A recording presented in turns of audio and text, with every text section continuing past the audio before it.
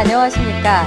KLM 방송은 새해를 맞아 각 자치단체장들 간의 올 한 해 설계를 집중적으로 듣는 신년 대담을 마련했는데요. 오늘은 백제왕도 세계유산의 도시 익산시에 왔습니다. 먼저 정헌율 익산시장님과 이야기 나눠보도록 하겠습니다. 시장님 안녕하세요. 예, 안녕하세요. 반갑습니다. 네, 반갑습니다. 네.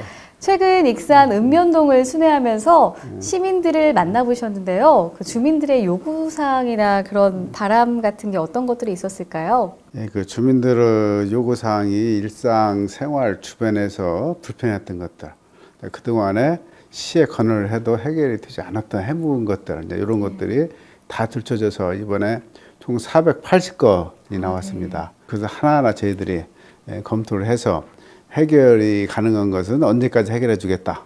해결이 안 되는 것은 어떻게 왜 안 되는 것인지 구체적으로 설명을 해드리고, 그리고 또 시간이 걸리는 것은 그때그때 저희들이 진행 상황을 설명을 해드리고, 이런 식으로 검토를 할 생각입니다. 네, 시민들의 주요 바람뿐만이 아니라 요구사항 또한 많았을 것 같은데요. 네. 앞으로 익산시에서 이런 요구사항을 실현할 방안들은 어떤 것들이 있을까요? 문제는 돈인데요. 네. 네, 저는 그 돈도 돈이지만은 그 예산의 우선순위 문제다. 저는 그래서 이제는 그 민생이 최우선이기 때문에 다른 데 예산 투입을 좀 줄이더라도 시민들 민원 해소 이쪽에 많이 넣는 것이 지방자치의 자치단체의 본연의 임무다 이렇게 생각을 합니다. 네, 시장님 취임 이후 익산에 큰 변화가 시작되고 있는데요. 먼저 국가식품 클러스터 단지 준공과 아울러서 농업기술실용화재단이 익산으로 이전하죠. 이러한 상황에서 익산의 큰 그림을 어떻게 그리고 계시나요? 저희는 그 전통적인 농업도시입니다. 사실은 농업도시인데 그동안 농업도시의 장점을 살리지를 못했어요. 이번에 국가식품 클러스터가 오고 실용화재단이 오고 농산물 산업의 이제 집적지가 이제 되지 않습니까? 우리 전라북도가 그것을 충분히 이용을 해서 저희들이 좀 동북아시아 식품 수도를 지금 겨냥해서 도시를 건설하고 있습니다. 대한민국의 농업 수도, 또 더 나아가서 동북아시아의 식품 수도를 우리 익산에 건설하겠다. 그래서 우리 익산에서 대한민국의 농업을 살려내겠다.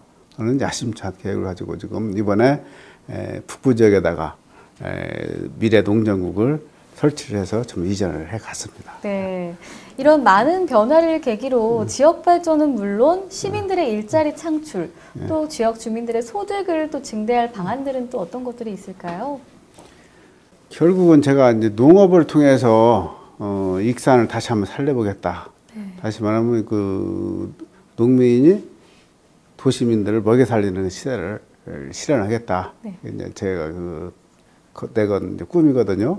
그 오늘도 누가 그 말씀하셨대요. 그 일자리 만드는데 또 특히 창업 같은 데 있어서는 농생명, 농식품 산업을 통해서 일자리를 해결해야 된다. 저도 그렇게 생각을 합니다. 그 우리가 식품 클러스터를 유치를 하면은 물론 그 유치들은 기업들이 사람들 뽑는 문제도 있겠지만은 그것보다도 이제 농촌들이 과거와는 달라진다. 하나하나가 일자리가 되고 창업이 되고 또 고용하게 되면 일자리가 되고 또 그러고 우리 농민들이 단순히 농산물을 자기가 수확해서 파는 것이 아니고 그걸 가공을 해서 또 부가가치를 높여가지고 파는 것이기 때문에 가공 과정에서 또 일자리가 나오고 과정마다 일자리가 나오기 때문에 우리 실업 문제에도 획기적으로 변화가 올 겁니다. 네, 많은 변화가 기대되는 한 해인데요. 시장님이 이제 4월이면 취임하신 지 벌써 이제 1년을 맞이하는데요. 짧은 기간이긴 하지만 성과를 꼽는다면 아니면 혹시 또 아쉬운 점도 있을 것 같거든요. 이제 1년 가지고 성과를 이제 논한다는 것은 좀 이제 성급한 측면은 이제 있죠. 제가 생각하는 것은 그동안에 우리 지역에 크고 작은 일들이 많이 있었는데 그걸 저희들이 아주 무난하게 잘 이제 정리를 해왔다. 그런 말씀을 드리고 그 중에 이제 하나가 우리 시민들이 걱정했던 낭산 그 폐석산 문제. 이것도 저희들이 그것을 원상복구하는데 1,000억 원 이상의 예산이 들어가기 때문에 우리 시로서는 감당할 수 없는 그런 재정이었는데 그것도 그 중앙정부를 잘 끌어들여서 저희들이 일단 이제 뭐 완전히 해결한 건 아니지만은 해결의 실마리 단추를 마련했고 그다음에 이제 식품 클러스터나 기업 유치 이런 것들 저희들이 지금 많이 해서 아주 가속도가 붙고 있습니다. 제가 처음 왔을 때 식품 클러스터의 분양률이 10%밖에 안 됐어요. 아, 네. 근데 지금 제가 이거 작년 연말까지 불과 8개월 만에 한 30%대로 지금 올려놓고 네. 금년 연말까지는 제가 50%대를 약속을 하고 2단계를 추진합시다. 그래서 중앙정부 지금 약속을 해놓은 상황입니다. 네. 그 외에도 우리가 지금 농업을 살린다고 그랬잖아요. 그래서 미래농장국을 저희가 만들어서 좀 출범을 시켰고, 그다음에 무엇보다도 민생, 서민들의 삶이거든요. 그래서 그 서민들 일자리 마련하기 위해서 사회적 경제 지원 센터를 지금 저희들이 대대적으로 만들어서 서민 일자리를 지금 만들어 나가고 있습니다. 그 이외에도 지역 경제를 살리기 위해서 구석구석에 그 골목 예산, 아까 말씀드렸듯이 그 시민들이 이제 민원 요구하는 것들 있잖아요. 그것들을 저희들은 골목 예산으로 분류를 하는데, 골목 예산이 중요한 것이 뭔거니, 그렇게 함으로써 지역의 종소업체들, 영세업체들이 공사를 전부 다 받아가기 때문에 그 돈이 지역으로 풀린다. 그러면 지역에서 돈이 순환이 되기 때문에 지역 경제가 살아난다. 그런 차원에서 제가 좀 전에 말씀을 드렸듯이 우리가 예산은 부족하지만은 다른 데 들어갈 돈은 아껴가지고 제가 이쪽에 집중적으로 투자하겠다는 이유가 그겁니다. 네. 시장님 말씀해 주셨는데요. 여기에 더불어서 올해 중점적으로 추진할 시정 방침 또한 궁금하거든요. 중점적으로 한다면은 저는 항상 민생을 얘기를 해요. 민생을 얘기를 하는데, 그래서 뭐 좀 전에 설명을 드렸고, 그 다음에 우리 지역에 지금 관광 자원을 저희들이 상품화를 시키지 못하고 있어요. 네. 어느 지역보다도 자원은 풍부하게 지금 널려 있는데 그것을 관광 상품으로 제대로 꿰어내지 못하고 있는 거. 그래서 금년도에는 그 필히 관광 산업을 저희들이 일으키기 위해서 지금 많은 개발 투자를 지금 하고 있습니다. 그리고 또 우리 지역이 KTX 이제 여기 지나가는데 15분에 한 대씩 KTX 지나가요. 쉽게 말하면 그 우리 동네 시내버스보다 더 자주 옵니다. 그렇죠. 이런 좋은 기후를 저희들이 이제 살려야 되기 때문에 그걸 살리기 위해서 이제 구도심 연기해서 지금 그 개발하고 있고, 또 분산이나 전주나 인접 지역에서 익산 KTX 역사를 활용하기, 사용하기가 좀 편하게끔 먼저 도시고속도로로 지금 논스톱으로 이제 익산역까지 들어옵니다. 지난번에 지하차도 작년 10월 달에 개통이 됐죠. 8차선으로 저희들이 지금 이렇게 확장을 해서 이제는 분산이나 전주에서 거의 신호등 받지 않고 여기까지 와요. 그러면 여기 온 다음에는 뭐가 문제입니까? 이제 주차료가 문제죠. 주차료 이제 무료 개방 완전했습니다. 이제 주차요금 받지 않습니다. 이렇게 돼서 우리가 그 익산 시민의 역이 아닌 전라북도 도민의 사랑받는 KTX 역사를 지금 만들기 위해서 준비를 하고 있습니다. 네, 또 다른 그 역사까지 이제 기대가 되는데요. 익산은 또 백제 역사 유적지구 그 세계유산에 등재된 지 2년째 접어들었죠. 역대 다른 세계유산에 등재된 곳들을 살펴보면 공통적으로 발생하는 현상이 관광객 수가 줄어드는 부분들이 있는데요. 여기에 맞춰서 익산시는 어떠한 혹시 관광객 증대나 이를 소득을 증대하기 위한 방안들 혹시 어떻게 계획하고 계시나요? 지금 사실은 저희는 다른 지역보다도 관광객 증가가 크진 않았어요. 저희는 한 50% 정도밖에 지금 증가가 안 됐거든요. 그 이유는 우리 지역의 그 세계유산들이 매장문화재란 말이에요. 땅속에 묻혀있는 것이기 때문에 사실은 그 관광객 오면 뭘 볼 것을 좀 만들어 놨어야 되는데 볼 것이 없다 보니까 관광객들이 애써 왔다가도 또 실망하고 돌아가고, 그래서 올해는 이제 본격적으로 가시적으로 볼 수 있는 것, 체험할 수 있는 것, 이것을 지금 저희들이 그 공사를 하고 있습니다. 순서를 좀 바꿔서 전에는 행정 절차를 다 받고 토지 매입하고 그다음에 그 뭐 허가 받아서 건물을 짓고 이렇게 하는데 그렇게 하지 않고 거꾸로 일단 이제 토지 매입한 것은 먼저 거기다 집부터 짓고 나머지 부지를 매입하는 식으로 완전히 순서를 바꿔서 급속도를 내고 있기 때문에 금년 연말 정도면은 우리 익산도 이제 볼 것이 많을 겁니다. 네. 확신합니다. 연말에 다시 한번 와주세요. 네, 꼭 오겠습니다. 지금도 볼거리가 많지만 더 많을 것 같아요. 연말이 되면. 근데 또한 이제 익산이 호남의 3대 도시였는데 갈수록 좀 인구가 줄어서 이렇게 시세가 좀 약해지고 있는데요. 익산시만의 인구를 늘리기 위한 정책, 뭐 대책 있을까요? 저희 사실은 지금 작년 연말에 한바탕은 30만이 무너질 뻔했어요. 저희 우리 익산시는 익산시 생긴 이래 30만 밑으로 내려가 본 적이 없거든요. 시민들한테는 굉장히 이제 충격적인 뉴스가 될 수 있는데, 다행히 이제 우리 공무원들이 앞장서고 시민들이 도와주기 해서 30만 무너지는 건 막았습니다. 막았는데, 물론 이제 근본적인 대책이 나와야 돼요. 근본적인 대책이 예를 들어서 여기에 참 그 공장의 기업이 좀 많이 들어서고 교육하기 좋은 정주 여건 같은 거 좋게 만들어 주고 이렇게 사람들이 이제 찾아오게 만들어야 되는데 시간이 좀 걸리잖아요. 그것은. 예? 저도 한 1, 2년만 지나고 나면은 그런 여건이 다 마련돼 가지고 인구가 저절로 늘어날 걸로 보는데 문제는 그 1, 2년 어떻게 버티냐 그거 아닙니까? 그래서 저희도 결국은 좀 그 재정을 좀 투입을 하기로 했습니다. 쉽게 말하면 돈을 좀 쓰자. 예?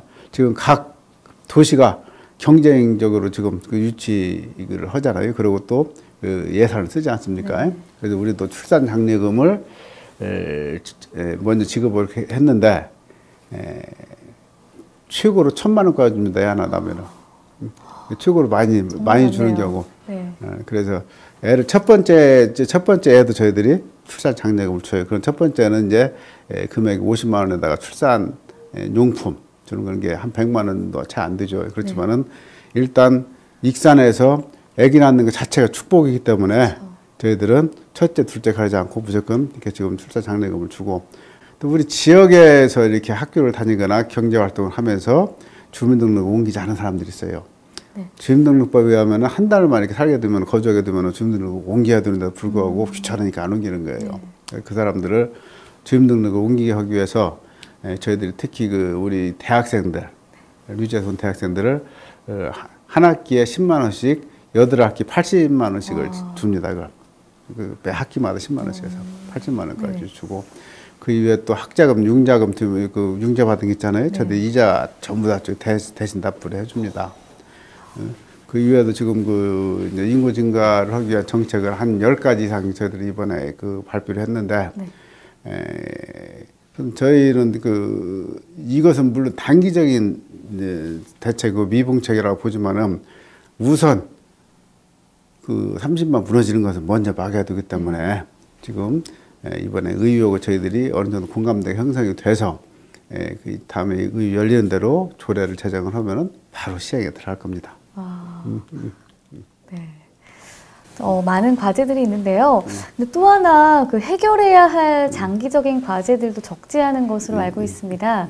먼저 그 악취 문제라든지 원대 앞 시외버스 승하차장 설치 등 그런 부분들인데요. 이를 해결할 방안들은 혹시 어떤 것들이 있을까요? 악취 문제는 사실 20년 넘게 그 묵은 정말 지역의 수건 사업이에요.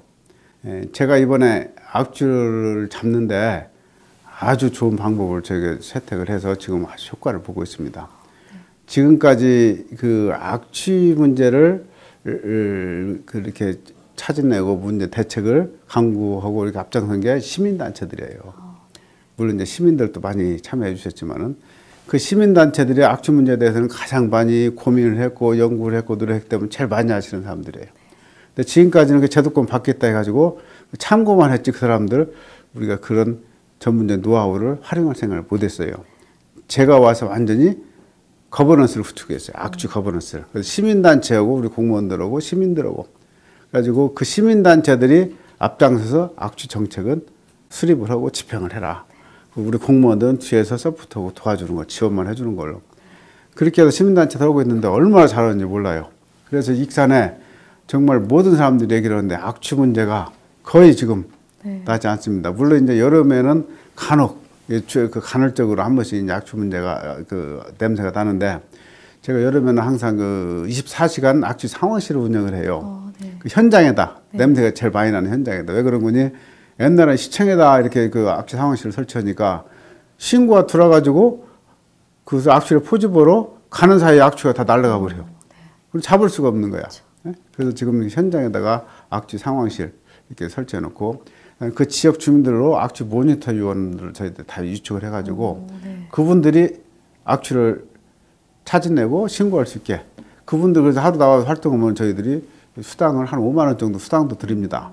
그렇게 해가지고 그분들이 정말 주민들이 악취 문제를 시민단체 주민 그분들 앞장서서 악취를 해결하도록 하니까 좀 많이 좋아져서 제가 볼 때는 물론 악취라는 것은 이제 근본적으로 해결은 안 돼요. 어느 지역이든 냄새 없는 지역이 없어요. 맞아요.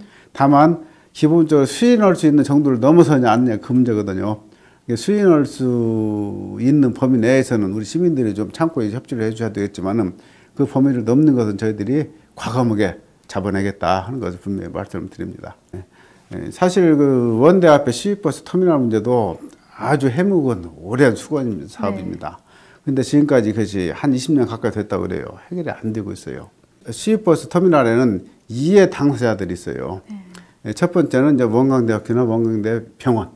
그다음에 두 번째는 대중교통의 택시도 그 회사, 버스 회사, 그다음에 그 노조들 이런 사람들이 사실은 근본적으로 합의가 다 되기는 상당히 어려워요. 그러면은 행정관청이 중심을 잡고 주관을 가지고 어느 정도 이제 그 조율이 됐으면 해결을 해야 돼요. 저희는 사실은 그 이 허가권은 저희 익산 시장이 있는 것이 아니고 전라북도 지사가 가지고 있어요. 지금까지 이상하게 익산 시장이 허가를 안 해주는 걸로 시민들이 이렇게 잘못 알고 있어요. 근데 우리가 할 역할을 우리는 다 했거든요.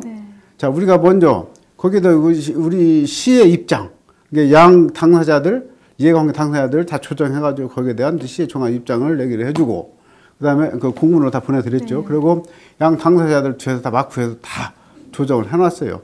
이제 어제 하나면 이 정도에서는 수행하자. 근본적인 것은 버스 정류장을 모든 노선을 한 번에 다 하려고 하면은 반발이 심해서 합의가 안 돼요. 그래서 저희는 우선 동서울 노선 하루에 22번, 22번 이렇게 가는 건데 우선 그것이라도 허가를 내서 승강장을 만들어 놓자. 승강장을 만드는 것이 더 급한 거 아니냐. 그래서 이제 어느 정도 합의가 됐어요. 양 당사자들 간에. 이 정도의 공감대를 형성해 놓았으면은 이제 도에 허가권을 가진 도에서 인제는 결정할 때입니다. 도에서 나설 때예요. 자꾸 들어 숨지 말고 이제 도에서 정면 나서라. 이제 우리가 할 거 다 했잖아요. 이제 다 조율 해놓고 동서울 노선 하나만 하도록 또 당사자는 합의를 해놓고 그렇게 해놓고 분명히 우리가 한 의사를 공문으로 보내줬고 그러면은 이제는 허가권자가 결단해야죠. 결단을. 그것을 손도 안 대고 풀라고 하면 안 됩니다. 항상 모든 정책 결정은 찬성과 반대가 있기 마련이에요. 그렇지만은 어느 정도 대부분 찬성으로 끌고 갈 수 있다는 확신이 있으면은 어느 정도 반대에 있다는 치더라도 밀고 나가야 되는 겁니다. 근데 여기에서 주저하고 자꾸 책임을 미루고 뒤로 회피하고 이런 것은 대인답지 못한 행동이다. 저는 그렇게 말씀을 드리고 싶습니다. 네, 앞으로 좀 해소가 될 수 있었으면 좋겠습니다. 마지막으로 익산 시민분들께 한 말씀 부탁드리겠습니다. 예, 그 익산 시민 여러분 항상 어려우시죠? 그런 저희들이 우리 서민들의 일상적인 삶, 그다음에 서민 경제 이것을 살리기 위해서 최우선적으로 시정을 집중을 하고 있습니다. 당장의 피부적으로 체감을 못 하시겠지만은 시간이 갈수록 서서히 체감하실 수 있도록 저희들이 시책을 잘 추진해 나가겠습니다. 잘 믿고 지켜봐 주시기 바랍니다. 예, 감사합니다. 네, 시장님 오늘 말씀 감사합니다.